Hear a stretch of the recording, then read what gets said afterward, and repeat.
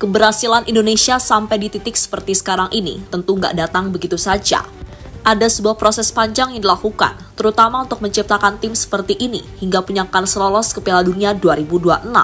Dan siapa sangka, di luar dari segala dinamika yang terjadi, tim Garuda untuk sementara bisa duduk di posisi 4 klasemen sementara grup C yang katanya neraka. Terlebih dengan masuknya gerbong kepelatihan yang baru, membuat sorotan kepada Indonesia semakin besar.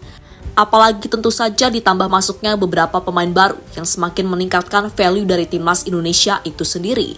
Nah, dengan semua hal yang ada, wajar jika probabilitas Indonesia buat lolos ke Piala Dunia makin besar adanya.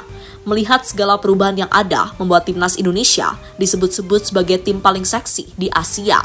Selain itu, beberapa pelatih top turut memuji perkembangan pesat timnas Indonesia di bawah komando Pak Erick Thohir.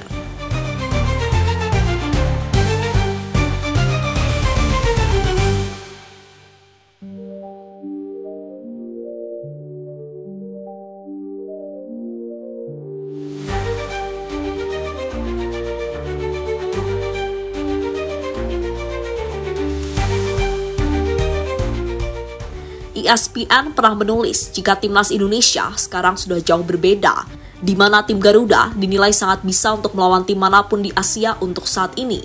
Ya, dengan komposisi yang 80% diisi pemain yang mentas di luar negeri, menjadikan tim Garuda sebagai tim yang wajib diperhitungkan, dan keberhasilan Indonesia menjadi satu-satunya wakil ASEAN di round 3 kualifikasi Piala Dunia 2026. Juga dianggap sebagai salah satu faktor yang mempengaruhi mengapa tim ini banyak mendapat sorotan media-media besar internasional.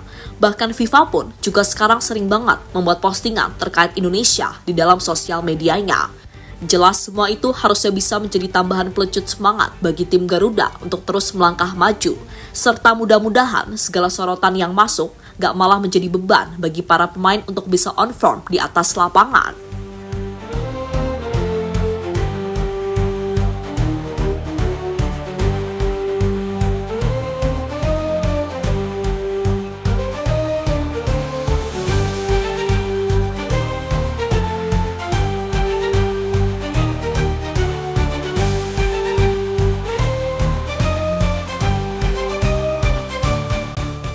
Sementara itu, dari 8 pertandingan yang telah dilakoni, pencapaian Indonesia sebagai tim debutan, ya bisa dikatakan cukup oke lah. Menahan imbang Arab di Jeddah serta Australia di GBK, lalu harus apes di bulan Oktober karena dikerjain Bahrain, serta kalah mengejutkan dari Cina yang disinyalir menjadi awal dari permasalahan terkait dinamika yang terjadi.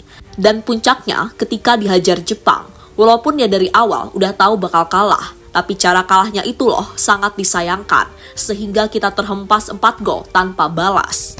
Namun di saat semua orang mengira tim ini akan jatuh, di saat semua menduga Indonesia akan goyah nan rapuh, disitulah kemudian tim Garuda menunjukkan mentalitas baja untuk bangkit, di mana secara mantap dalam sebuah laga yang sangat krusial dan penuh tekanan, Indonesia mampu mengalahkan Arab Saudi di GBK dengan skor 2-0 lewat brace Marcelino. Kemenangan atas Arab Saudi sendiri membuat fans Indonesia makin percaya kalau Indonesia bisa lolos ke Piala Dunia secara langsung dengan amankan peringkat 2. Apalagi dengan masuknya sejumlah pemain dan pelatih baru, membuat mereka percaya diri bisa kalahkan Australia di bulan Maret lalu. Namun kenyataannya, Indonesia perlu adaptasi dengan Patrick Kluivert. Alhasil Indonesia kalah telak 5-1 di Sydney Stadium. Dan kekalahan itu menjadi pukulan telak bagi fans Indonesia. Dan ketika semua sudah tak percaya dengan kepemimpinan Kluivert, Alex Pastoor datang mengambil alih timnas dan memimpin laga versus Bahrain di GBK. Indonesia berhasil menang tipis 1-0 sekaligus menjaga asa untuk lolos ke babak round 4. Dan di bulan Juni mendatang, Indonesia akan dihadapkan dengan 2 laga krusial versus Cina dan juga Jepang.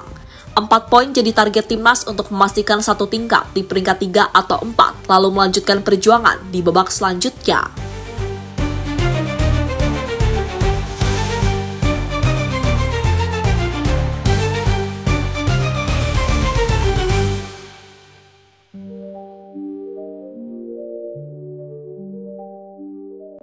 Cina takut dikalahkan Indonesia di GBK. Beberapa waktu yang lalu, media Cina bernama Sohu secara belak-belakan meminta Bahrain supaya apapun caranya harus bisa mengalahkan Indonesia di bulan Maret mendatang. Alasannya sederhana, yakni soal kesenjangan pemain yang ada. Ada kesenjangan yang jelas antara kedua belah pihak dalam pengalaman kompetisi dan kemampuan komprehensif. konfrontasi fisik yang sangat baik dan kebugaran fisik yang melimpah dari para pemain, tulis media Sohu. Selain itu, alasan Cina ingin Bahrain menang tentunya agar minimal posisi 3 dan 4 bisa sama-sama mereka rebutkan sendiri tanpa gangguan dari Indonesia yang sebelumnya memang dianggap sebagai tim paling tak diunggulkan. Sebab media Cina itu sendiri juga masih was-was apabila nantinya Indonesia bisa curi minimal 1 poin di kandang Australia.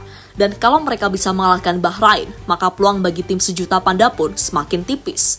Apalagi Juni nanti, Cina harus away ke Jakarta, yang mana bisa saja itu akan jadi pertandingan yang krusial. Sebab semua tahu, pada bulan Juni nggak ada yang jamin Indonesia nggak akan nambah pemain lagi.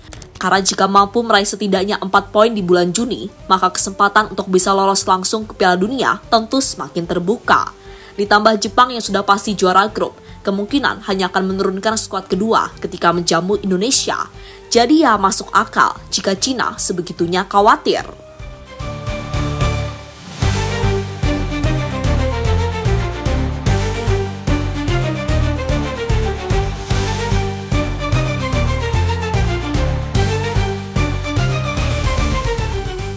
Pujian pelatih top atas perkembangan timnas.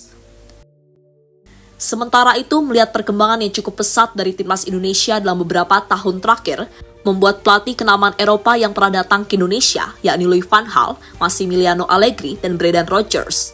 Ya, Van Gaal yang datang ke Indonesia pada 2013 silam saat menjadi pelatih timnas Belanda, mengaku terkesan dengan perubahan yang ada di timnas saat ini. Terlebih dengan skuad yang mayoritas muda, sang menir yakin dalam beberapa tahun ke depan, Indonesia bakal jadi tim yang akan diperhitungkan di Asia. Selain itu, Van Gaal juga memuji penampilan timnas di Piala Asia kali ini, dan ia juga cukup terkesan dengan banyaknya supporter Indonesia yang mendukung dengan militan. Tim Indonesia bermain dengan semangat yang kuat, ditambah dengan dukungan penonton yang luar biasa. Itu membuat mereka bisa tampil mengesankan, ucap Van Gaal dikutip dari Sport.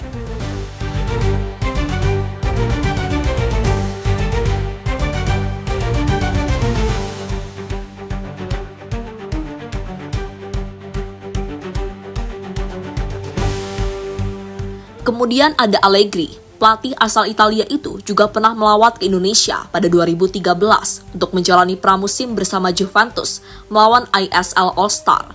Sama seperti Van Gaal, sepak bola Indonesia saat ini sudah jauh lebih berkembang ketimbang 1 dekade lalu, dan itu merupakan hal yang sangat positif bagi masa depan sepak bola Indonesia. Indonesia adalah tim yang berkembang, ini bisa menjadi hal yang bagus ke depannya, tegas Allegri.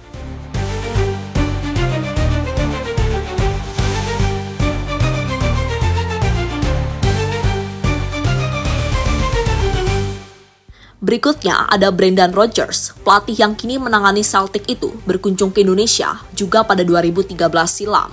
Ketika itu, Rodgers masih menangani Liverpool dan bertanding dengan Indonesia 11 di Stadion GBK.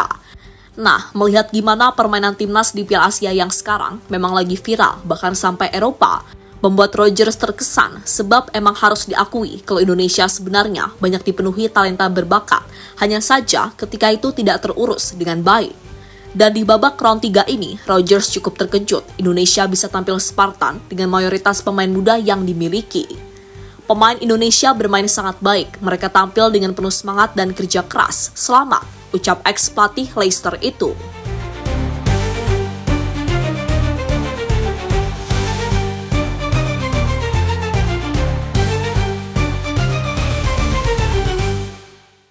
Dan terlepas dari apapun secara permainan, Indonesia benar-benar sudah layak disebut bisa memainkan sepak bola modern, entah dalam mode menyerang ataupun bertahan.